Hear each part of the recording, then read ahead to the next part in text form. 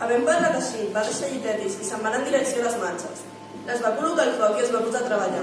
Les manxes, vina total, començaren a mofar els gresols, deixant anar diversos tipus de bucs, prou potents per la flama. De vegades perquè fes a punt quan anava de pressa, de vegades al contrari, tal com Afers desitjava i segons quina obra era enllestida.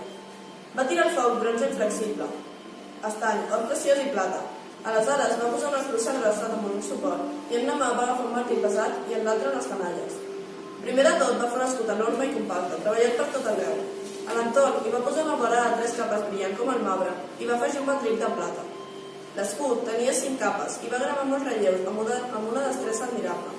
Va representar-hi la terra, el cel, la mar, el sol incansable i la lluna plena, com també tots els astres amb els quals el firmament és coronat, les Plèiades, les Híades, la força d'Orió i l'Ossa, que també denominen Carme, la qual allí mateix dona voltes i espia Orió, i que és l'única que no participa en els vents d'oceà. Va figurar-hi 2 velles ciutats d'homes moridors. En l'una hi havia noces i festins. S'enduien de les cambres nupcials les núvies, les feien anar per la ciutat a la llum de torxes enceses i entonaven molt himnes de boda. Donaven voltes nois dansadors, al mig dels quals emitien sons flauters i formins.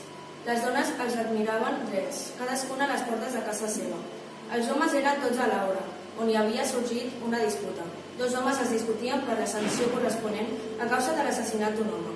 L'un, explicant-se en veu alta al poble, deia que el jos estava pagat i que l'altre negava que hagués rebut res.